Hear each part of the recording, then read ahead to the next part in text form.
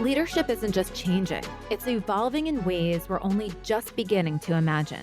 And women, we're not playing this game anymore. We're the ones reshaping the entire field, building models, movements, and businesses that serve more than just a few. On the She Leads podcast, you'll hear real conversations with women who've broken through all kinds of barriers: revenue, identity, borders, and expectations. There's no sugarcoating here, just the truth, told by those who are living it. I'm Adrienne Garland, entrepreneur, strategist, educator, and creator of live experiences, gathering women leaders together for over a decade. And this is the She Leads podcast. Hi, everybody, and welcome back to the She Leads podcast. I'm so excited to welcome my next guest. But before I introduce her to you, I'd like to ask you to take just 2 minutes to give the show a 5-star rating and review on Apple or Spotify. This is so important for the show's visibility and the visibility of each and every one of our guests. The women on this show share their journeys, their wisdom, and their lessons so you can go further, faster, wealthier, and with more ease. If you're interested in seeing more successful women leaders and entrepreneurs in this world, please take this easy step to support women everywhere. Thank you so much in advance for helping to share our incredible show with more people. Now, my next guest, her name is Leah Lykins, and she's the co-founder of WhereWeGo, a public benefit corporation. She's also the co-founder of Camp Chateau, because women can't just do one thing, can we? Leah founded WhereWeGo in 2018 to build a clear worker-first tool that makes career decisions easier and more motivating. This is well positioned now at a time where we see low labor force participation, record high unemployment rates, ballooning student debt, and middle skills gaps in every state. WhereWeGo is creating connections between people who are ready to work and programs that are ready to train. I just love this so much because college is not for everyone. Leah has the background in public education, and she was an environmental science teacher and the director of teaching and learning. She's got a data-driven, personalized instruction focus that has helped students chart their own paths. And in 2022, Leah co-founded Camp Chateau, an all-inclusive adult women's sleepaway summer camp in a chateau in southern France, with more locations, I hear, opening soon. Demand is super high, long wait list, and most spots book over a year in advance. I can't wait to hear about all of this, Leah. Welcome to the She Leads podcast. Thank you so much, Adrienne. It's great. Oh my goodness. So let's start in the beginning. First, I see that you went to NYU, which is my alma mater. I saw that, And I also teach entrepreneurship at NYU in the School of Professional Studies in the hospitality program. So right there with Camp Chateau. Yes, we'll have to have you come in and talk to the students. That would be so fun. I'll be in New York. Great. I'm in New Orleans right now. I'll be in New York starting on next Friday for the summer. Amazing. Amazing. Okay. So maybe we'll have you come into the summer class, even though it's virtual, but we'll get you in at some point. Awesome. So can you, in addition to, graduating from NYU, can you just kind of walk people through how you started, you got into education, and then you started your own business? I'd love to just understand that journey. Yeah, absolutely. I think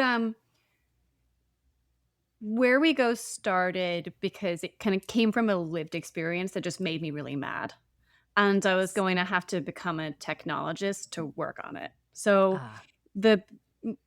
it's not a case of I have this bucket of skills and I'm going to put them into this new endeavor. It was I am this endeavor and I'm going to need a whole new bucket of skills to get to work on it.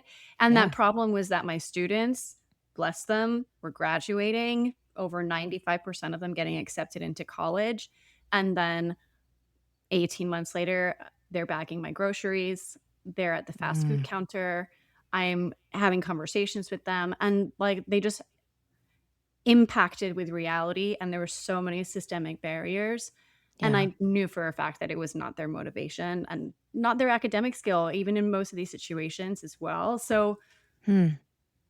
that led to this really big frustration. And that was the pain. The pain was, how are we going to work on that? Then through basically working on that problem and trying to understand it every Saturday morning with my co-founder, Ben, because that's how Mhm. you start, right? You're like, have your job. And now you just have this new one on the side that you give yourself. Great. And so gave myself a new job on the side, which was Saturday mornings working on this problem. And then landed on, okay, there's no navigation for the plan B on college that is anywhere near on par with the navigation that we have on college. We can navigate jobs. We can use Glassdoor, Indeed, LinkedIn. We can do this for colleges countless ways. We just do not have that level of transparency and visibility, let alone like reviews of vocational training programs, Yeah. because they're all different shapes and sizes, because it's really hard to do it. It's really, really hard to do it. But Hmm. like, you can't tell me that it's not possible without that temptation of having to go off and try to do that. And so that's where it started, career and training navigation. That's crystal clear. And then when we started testing with the students, they were like, can my mom use this? We Yeah. were like, oh, there's a business. Okay, great. There's something here. Yeah. Yeah. Wow. You know, there's so much more to talk about and everything that you've done and built and continue to build. And I want to talk about all of it. I know you're launching the Where We Go labs, and I want to hear Yeah. more about that. But it's fascinating to me because I see this as well. Even, I know that you were teaching in New Orleans. I'm here in New York, in Nassau County, one of the wealthiest, counties in the United States. And the problems are very much the same. I saw a lot of students that, the path, the only one that's given is, go to high school, go to college. And if you don't, you are kind of lost. And I've seen, people, friends, children of friends, my son's friends, Mhm. that they tried the college path and for one reason or another had nothing to do with how intelligent they were. It just didn't work. And Mhm. same, they're working at, the liquor store. Mhm. And it's heartbreaking when you know that somebody has such great capability, but just sort of can't find their way. Mhm. So what are some of those moments in younger people's lives where they realize, college is not for me, but they don't know where to turn to next? What happens? I think that there's a really big draw to something that you've heard of. Yeah. And then you start seeing and colliding with a lot of things that you have not heard of. And now you have moved from your comfort zone into your growth zone into panic. Yeah. And sometimes it's an appropriate reaction. You're out of your depth. A lot of times for our instance, a lot of times we're talking about students who have a lot of responsibilities outside of their own education. Yeah. And so it might be like, to spread yourself that thin might not be very good for your mental health at this time. Mhm. So whether or not a young person would describe it that way is different, but there's really any reason you can come up with is a valid reason. We're so complex as people. I will say that that level of familiarity and just calibrating this comfort zone to growth zone to panic zone, that calibration is so different for each of us. Hmm. And if you have heard of these things and then you suddenly haven't heard of a lot of things, that you start to move where you're at. And that's where this kind of personalization of learning comes into this process. Like, Hmm. have you heard of the aquaculture industry? Never. Got it. So are you Right. going to explore the entry level careers for aquaculture? Got it. No. No. But can I say, like, or are you interested in GIS technology? No, never heard of it. What if I say flying drones to save the wetlands? Do you like that?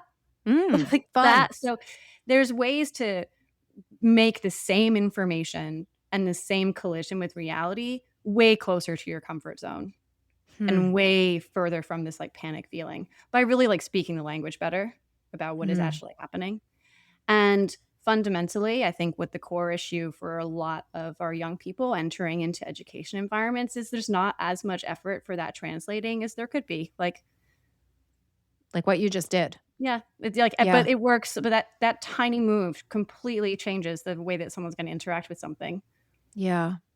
It's funny too. I was mentioning about teaching at NYU, and the students that are graduating right now from college, they entered college 4 years ago, and the world was very different. The world that they're graduating into because of AI, because of the economy, because of all of the different issues that Yeah, are ahead of everybody is very, very different. And some are, very looking forward to getting out there and trying things. Others are scared out of their minds. So this is not happening just for the transition from high school into what's next. correct. It's also for, these college students that are going into the working world where, uh, you know, me, I don't know what to tell them. I have never been in this world either. I don't feel like I'm a very I'll tell good you, guide. it's for our friends and family too. Like every day I have someone coming up and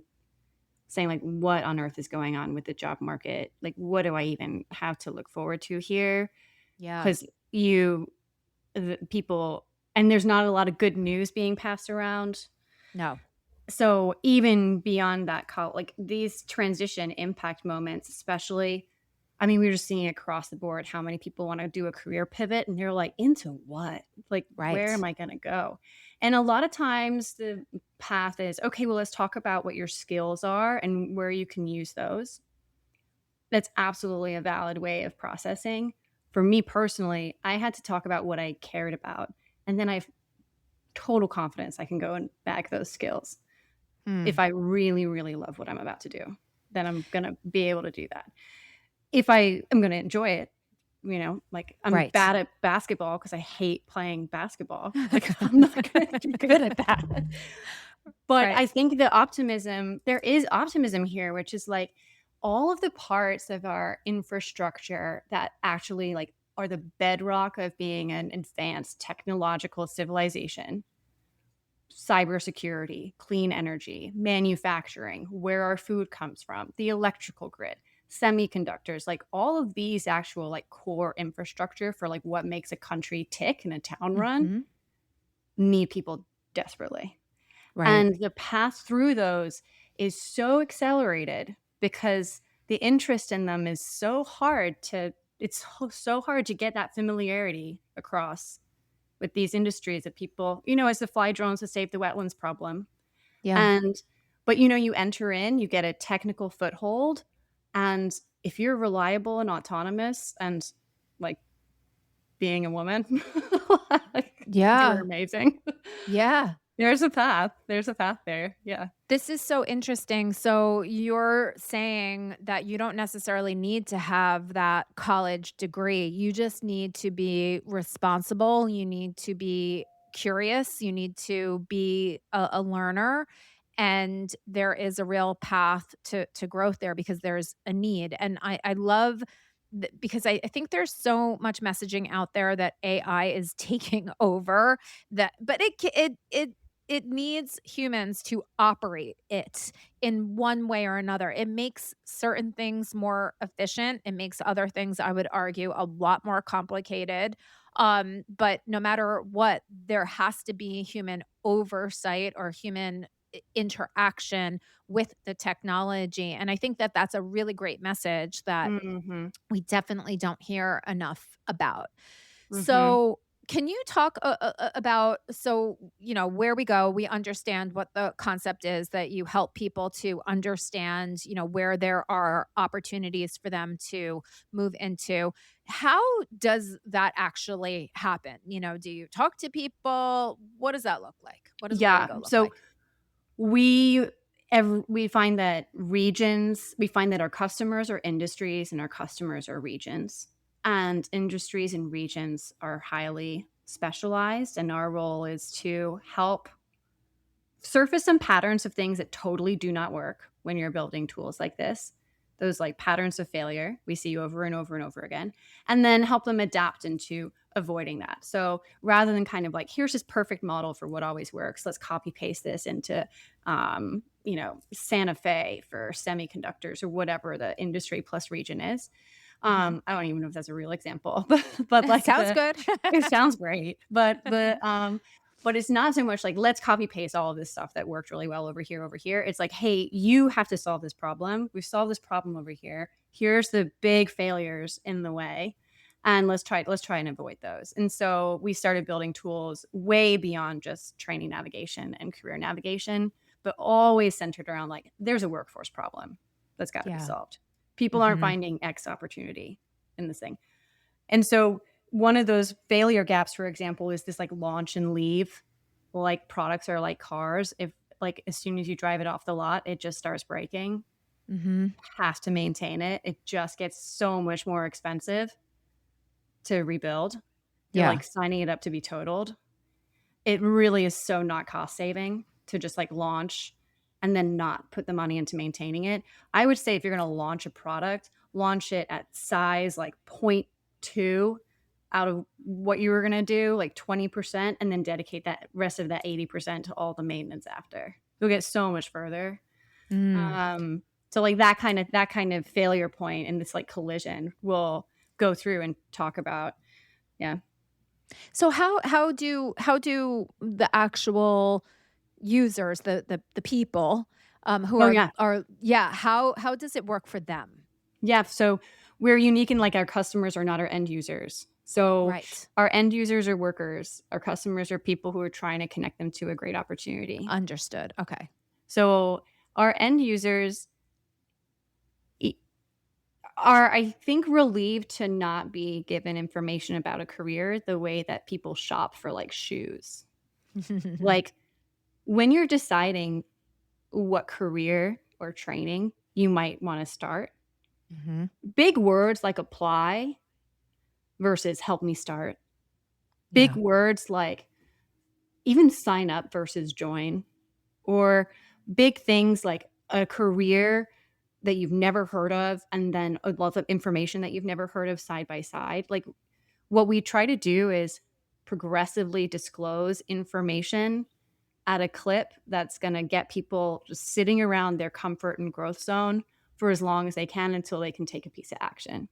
And Mm. so for some tooling that might be getting to experience a day in the life of this career visually. Or for Mm. another instance, it might be, for another use case, it might be being able to visually map your pathway from entry role to senior role.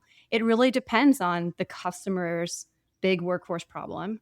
But the end user has to experience this very comfortable pace of progressive disclosure, or else we Yeah. panic.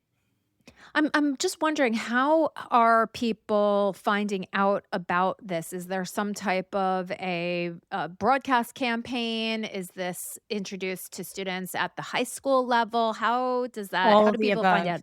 out? All of Okay. the above. So we've got tools for finding jobs in the 10 parishes of Southeast Louisiana. So you can imagine billboards, big launches, all of those Ah. tools. And then we've got tools for the entire city of high schools. The all of Houston's high schoolers exploring Ah, vocational training. That is like people on the ground hustling, going into classrooms. got it. So really that's what I mean by the like super unique little combinations of what has to be solved in each place. So that adoption is also really interesting to explore too, and comparing how all of our different customers approach this like adoption problem and being able to cross teach across this group, across this network. So how do you scale? Because, Oh yeah. town by town, I can't even imagine. I don't know. How should we scale? Town no, by we town. no, we've been really fortunate. We've been really fortunate. We've had 3 million workers use our platforms in 40 regions. We've got thousands of employers and thousands of training providers that we get to learn from. And the way that we scale is by finding people who have an industry or region problem to solve. It's workforce development boards, telling workforce development boards. A lot of traction comes from events. Okay. We're seeing more and more that for a company like us, having an event where we can bring people to the table and really just like discuss the issue, because the deal sizes are quite large. We're talking about slow sales pipelines and large deal sizes. And so the first thing is, how do you scale relationship building? Yeah. Yeah. Town by town. Town by town. House to house. I'm just standing at the airport. Oh my goodness. So, so can you talk a little bit about what Where We Go Labs is? Yeah. This is about the AI, the way that, I mean, we're a team of like educators turned technologists. Like, what is AI going to do? And AI has dramatically reduced the time it takes to stand up software. It's not reducing the number of individuals that we think it takes to maintain it really well, or that we've seen so far in our instances, but it has not reduced the value of like understanding people. And so Where We Go Labs means we can put the subject, it's releasing a new public workforce tool every 30 days. Wow. Just release a new thing every 30 days, put it out there, basically do the launch and leave failure, like knowably do that, but so we can impact with reality and learn right out the gate. And there's this issue in our industry, which is we just have more reports and PDFs than we need. We don't have the amount of tools that we need. And so rather than like getting the momentum to build these things, why don't we like build these things to get the momentum behind them? And so building to get momentum behind what we think are good ideas and what we're hearing are good ideas is a really excellent way of building right now. So what it means is I, the subject matter expert, get to build a tool from pretty much like the second step to the penultimate step. And my developers take care of me at the top and at the end. Now, you originally talked about starting out with some of the younger people, and then the younger people said, "Can my mom, use this?" And I think that that is such an amazing use case, because there are so many older people that are highly responsible, highly motivated. We still have a ton of energy, so much to contribute. Is there a difference in how you sort of bring these two different groups into Where We Go? It's a really good question. I actually have said a few times that when you build for a 12th grader, it rises all boats. It's like because if you're building for that moment, like they're not looking at super silly design. They're like making some serious decisions about their life. So we're not talking about like corny design, like when I'm saying building for them. But if we can, I write our tools at a 6th grade reading level and like try to progressively disclose information, really not for your age, but for how totally in the dark you are about this. How like in the dark are you about what it is that we're talking about? Maybe you've heard of green energy and you're not so in the dark about that. Or maybe we're talking about advanced manufacturing and you don't know what a CNC technician is. Right. Like, so it's really calibrating on like how in the dark is the person on the other side. For older individuals, and for those of us who have considered career pivots 100 times, and for your friends and family where they're like, my job is a slog and I think I think it's got an expiration date. Where am I going to go? Yeah.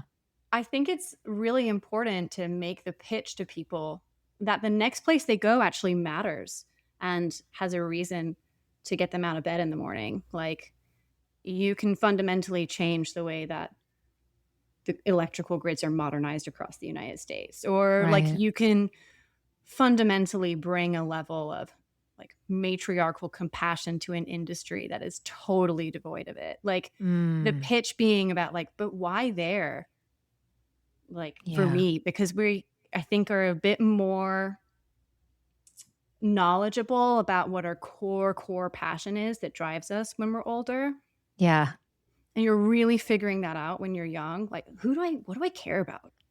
Yeah. And that changes. That It changes. changes from when you're young and then, you go through and then you uncover at a deeper level, I think, what truly matters. And then to be Mhm. able to take that along with all of the skills that you've developed Mhm. and apply it in maybe a brand new area. I think that that's really exciting, especially for, older people when it's at a time, especially with everything that's going on, that so many of us feel like, "I don't know what I'm doing anymore," right? Mhm. That whole world that I, had my career in is Mhm. no longer. It's totally different. So Totally. how do I move through this? I have conversations with a lot of my friends that are, we always say that we want to go back to school now with, Mhm. what we know, but it's exciting to think about the prospect of, well, wait a minute, you don't need to throw it all away and start something brand new. You can Mhm. take what you have developed and you can apply it somewhere else that is going to Mhm. be meaningful for the future. And I think that's great. I mean, to me, I think that a humongous publicity campaign is required here so Mm. that people know that there are other options and that jobs aren't just available on LinkedIn. And, I not to be so depressing, but, like, the jobs on LinkedIn are not available either. No, they're not. Like, people are the secret's out.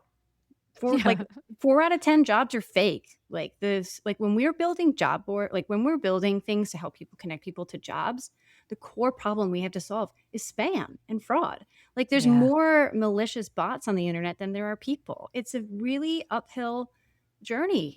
And I honestly think that any person who is out there applying to jobs day to day, I have, like, such goosebumps. They're believing so hard in themselves, and they're doing so well. They're doing so well. You're Yeah. doing great. You are doing so great. Like, Wow. they're doing That so great. Yeah, you're hitting me in my heart because my younger son is graduating from college right now, and it's become his full-time job just applying and reaching out to people, and he gets so frustrated, and I say to him all the time, "Just keep going," just because That's right. I also think to myself, even if it's not the perfect whatever, if he could be the last one standing, Yeah. right? Like, just stay in the game, and that's all it is at this point, and if you could just get your foot in somewhere, you can make your way into anything that you want to. And talk to people. Talk to your Yeah. old football coach. Talk to your former therapist, and, like, everyone who knows you should know that you are looking for a job. Yeah, that's such great advice. So, you shouldn't be looking for another job, and then, hello, you co-founded Camp Chateau. Mhm. So Yeah. you created another job for yourself. How did that even come about? Again, this was like, "Oh, here's something I care so much about. I'm just gonna have to figure everything out to make that one work." Like, um, Wow. I have 2 co-founders. One is my mother, and the other is her Aw. best friend. Oh, okay. I love this. So, Amazing. big, big endorsement of The running your matriarchy. family of matriarchy. Um, Camp Chateau is a part of my life as a co-founder differently than WhereWeGo is. WhereWeGo is I'm sleeping, I'm eating it, it's the last thing I think about. It's the first thing I think about in the morning. If it's not my son, it's WhereWeGo. And, like, is everything going to be okay? What can I do to make everything great? Like, just always feeling the pressure of having employees, basically, that you Yeah. just care so much about them getting by and doing really, really well. Anyway, Yeah. but Camp Chateau is a adult summer camp for women in French Chateau, and so we basically were me and my mom were gabbing. We ended up going on frenchproperties.com just, like, for a laugh, and then for a laugh, saw this chateau on 20 acres in like our favorite, in the area where my grandmother lived in France often, Wow. which is an area that's special to us. And then like for a laugh, we're like looking at it. And then it like stops being for a laugh. We're like visiting it during high COVID. We are falling in love. And then we're like, okay, well, just for a laugh, where would we get this? Yeah. And then just kind of like the ideas of like keeping mad this was just something that just gave us so much joy. We could not stop thinking about it. And so it was like, how could we make this happen? This is a Mm. chateau for sale for €2 million. It's like Mm. a San Francisco apartment. How can we make Right. this happen? Yeah. And so we, my Mm. mother, most of all, painstakingly, literally just download your entire LinkedIn contacts, sort them by date, and everyone that has a female sounding name, send a message and being like, hey, I'm doing this. Would you like to learn more? Wow. Like I'm opening up a summer camp for women. Would you like to Sure. learn more? Because that's where we were like, maybe that's a way we could make use of this building. That's yeses all around. Okay, well, Everybody if wants to go. 10% say yes, then you got to message 100 people a week. Got it. Okay, here we go. Like, so just a slog, just do it. And then so we funded the first location in 18 months from 150 people, all women. Wow. And Wow. then we funded the second location in 7 days. And we are over enrolled by 2 Chateau and on our Oh wait list. my Mhm. goodness. We're So not is the building a it third and a fourth, but we could if we wanted to. so the second chateau is in the same area in France? It's 3 hours away. It's the same airport, which is Okay. Toulouse Airport, which is a Toulouse. beautiful part of the Midi-Pyrenees. Wow. These locations, yeah. Wow. This is incredible. And was this chateau fully functioning or did you have to renovate it in any way? Let's give it like a 6 out of 10 on fully functioning. Yeah, right. Because I Yeah. mean, I know how difficult that is and the local regulations and everything that you have to adhere to and all of that. Absolutely, absolutely navigating that's our business moat Yep. is being able to effectively navigate the local regulations with some tact and persistence, and, like, I do Mhm. believe that that's actually our differentiator here, like, Mm. being able to really persist through what does it mean to get a chateau from, like, 6 out of 10 ready to 9 out of 10 ready, and what does it mean to do that in an international location with a remote team, and how do you make sure that you're really involving the local community in such a purposeful Mm. way that they love it. Yes. And I love that that is your focus. We talk about that all the time in my hospitality entrepreneurship class. There are so many larger organizations that come into these local areas and Mm, they talk about, maintaining the local culture and helping everybody around. And it's quite the opposite. So I mhm. I love the fact that you are maintaining that. Now, did did did your mother or her friend or you have any experience in the hospitality industry at all? Again, 0. But we did have was, legal expertise, Okay, financial expertise, beautiful. so operational risk expertise, Mm. curriculum, user experience design, all of these things that when you shove them all together, you're just in your growth zone for everything. Yeah, I'm yeah. like, I can take this from A to B, from here to there, and for those things that we don't have, we'll get to find a superstar who does, which when you're doing a project like that, the superstars come and find you. They're knocking down your door. It's a very Yeah. different type of recruitment. Wow. Does Camp Chateau operate only in certain, weeks or months, or is this a around the year type of camp? I know you said summer camp, but just It's really curious. spring, summer, autumn camp now. Spring, summer, autumn camp. Yeah. We Okay. started Yeah. our first summer, we had 90 ish Mm. women. Okay. And 5 of those were my friends that I was like, you got to come for free and pretend that you're loving this. Yeah. Because we have no Take photos. pictures.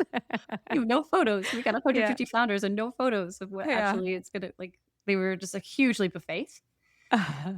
Bless them. And so, but now we have 16 sessions at the second location and 20 sessions at the first location in order to meet the demand. Wow. I know. I Wow, would love a wow, winter wow. one. Yeah, like a holiday one Mhm. sounds really, really special. I have Yeah. to get myself on this waiting list, and it's No, we over. got the room now. No, We got the oh, room now. okay. The We have waiting the list room. was Okay, super anti-mission for us. So okay. not great to have, like, this waiting list that would have taken, like, 10 years to clear. Like, great, Ah, successful. But the mission is, like, making sure that women have a yes. space to rejuvenate and have fun, which I haven't said, which is, like, the most important thing, which is that women do not need to have more spaces where you're told to get better. Yeah. How about you come to camp and I'll give you a badge for taking a nap Oh, girl. instead. So, you know. Wow, wow. So that I was going to ask, so it seems to me that it makes a lot of sense that you were this very busy educator, this very busy co-founder, and that you actually needed what Camp Chateau offers. Yeah. So you built that as sort of a rejuvenation place for yourself, which I just love. I think that is such a great story. Is there any are there any plans to have any other type of camp anywhere else, or you're set on France for right now?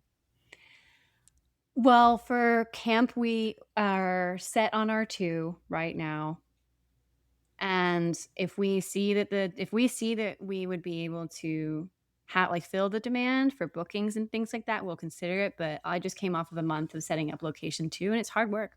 Oh, Hard yes, really hard yes. work.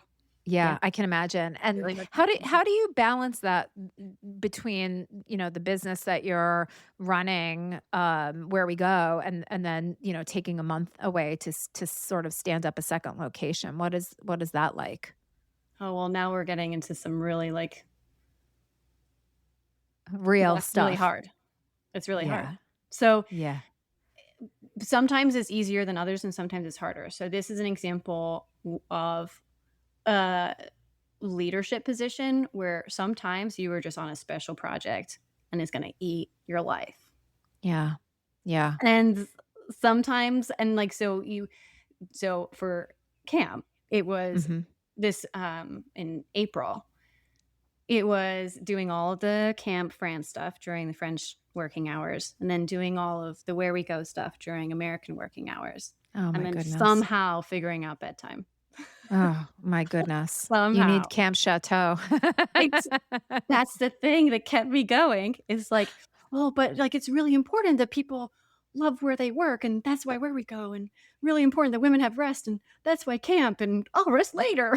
Yes. Like, And I can also imagine that that you have co-founders on both ends they're that you amazing. have to have very open communication with, that understand everything that you are trying to accomplish, and that they can understand, be accommodating, step in where you might not be able to sometimes, knowing that you'll pick up your end when they need it as well.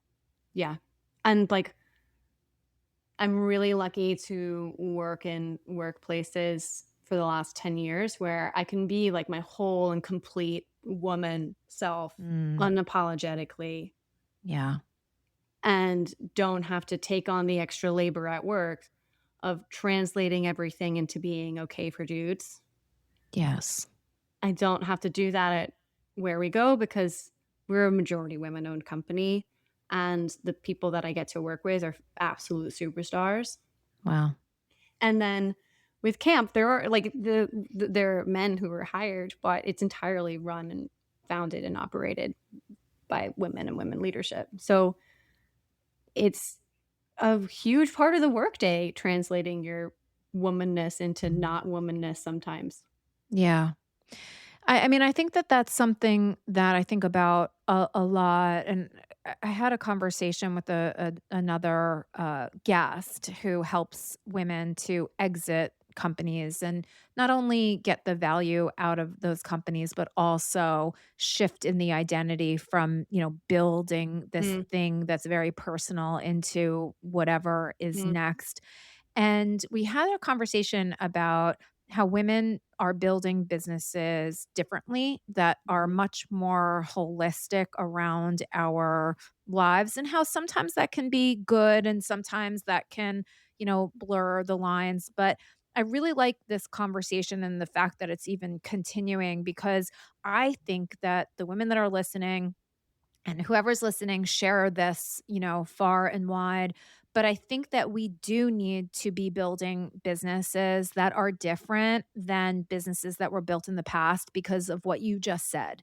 It's mhm, hard to not be who you are mhm. all the time at work, especially when you're at work so much. It's such a big part of your life. Having to be something different that is not natural to you, when what's natural to you is amazing, and it Amazing. just hasn't been seen like that. Yeah, absolutely, and there's so many places to start. I think that's kinda why it's sometimes so difficult to start, like, "Okay, where am I gonna be where am I gonna tap in for doing that?" It's Yeah. something constantly on my mind. Like, we just released this tool called "Can a Mom Actually Work Here?" And it's basically, like, a couple minutes of an assessment, and it's based on really good Mhm. research, and, that was not done by us, it was done by the people who should be doing that research, and, it just kinda lets you know, like, how supportive is this workplace for we said mom because we were releasing it for Mother's Day, so, like, for Right, caregivers, caretakers, right? right. And then if you're a workplace, you can take it and see, like, what some actionable next steps are that you can do. Something so simple like, it's okay to have PTO that's by hour measures, not days or half days, because sometimes you just Mm, have to pick up your kid. yeah, Or, like, just the like, I can't tell you how many Zoom meetings I've been in where I myself am pumping breast milk or someone else is pumping breast milk. yeah. Like, Wow. Yeah, that's like being able to figure out ahead of time what that actually is gonna be like is, yeah, like, another example. Just these tiny things that are making workplaces more inclusive of what it takes for us to support having children yeah, is one step towards matriarchal business leadership. But there's so many steps that we can take because 'cause we're so far away from it that sometimes, like, decision making on, "All right, what are you gonna do to make this a more inclusive environment?" Like, sometimes that's really hard to figure out what at a yeah. time. We're gonna do everything? Like, what it's just what comes 1st. Mhm. And some companies don't have any interest in that either. Yeah. And I think that that's good to know. Mhm. It's good to know so that you know where you really shouldn't go unless you wanna be fighting a battle. I Mhm. mean, I think it's good to know where you're gonna be supported, and I also think that it's great to start a company that has those considerations Mhm. in mind, and it's why women need to start different type of companies. We cannot be starting companies that look like other companies have in the past, or else we'll be building something that is not for us. Mhm. So I also love the ability to co-found multiple companies with other people so that you're spreading the responsibility, and I know how Mhm. difficult that must be, and how, but I also think that women are amazing at being able to handle multiple competing priorities with a Mhm. lot of grace and Mhm. communication, quite frankly. And the fact that you're doing that is incredible. So thank Thank you for you. the work that you do. And thank you, really thank you for the work that you're doing, of course, with Camp Chateau, because that's amazing. But with Where We Go, because you're talking about people that are going to be, setting the tone for our future. Mm. And Mhm. we don't need more of the same that we have today. It's not working. It's not So, working. no, we need to bring more people into the fold that have diverse skill sets, that have diverse ways of, living different ideas altogether. It's the only way that we are ever going to progress as a society. And Yeah. God damn it, we need to progress And because we as workers deserve it. We deserve it. We deserve it all. yes, We deserve it yes, all as the worker. Like, you spend a third of your life there. I'm gonna spend more yes, time at work than I spend with my own child in yeah, his life. Like, your kid turns 18 and then you work for 20 more years. Like, it's just we yeah, deserve it so much. Yeah. yeah. Well, Leah, oh my gosh, I have loved our conversation. I can't wait to go to Camp Chateau. I actually can't also wait to check out Where We Go and potentially share that with my son and some of his friends too. What a great, great resource. How can people, if they want to, talk to you, if they want to learn more, people that Yeah. are listening, how can they Yeah. get in touch with you? Well, if you're a person who's a worker and you're trying to view this as a worker, you're trying to solve a worker facing problem, you want to change careers, this, that, and the other, you can jump into what our customers have accomplished through our success stories on wherewego.org. And you can Love see it. what the great people that we work with have done. So you can see what industries and regions we targeted with that. And then if you are anywhere near workforce problems, or even just like the category is my job is to connect people to opportunities, Hmm. is the great way of putting it. Then wherewego.org and following us on LinkedIn, and you'll be able to get to labs. You'll be able to get to me, no problem. Super accessible. Mhm. Great. Amazing. Well, I can't wait to spend time with you at summer camp. I keep saying that I got you. because I'm serious. I really, really enjoyed our conversation today. Thank you so much for spending time with me and everybody here listening on the She Leads podcast. Thank you so much, Adrienne.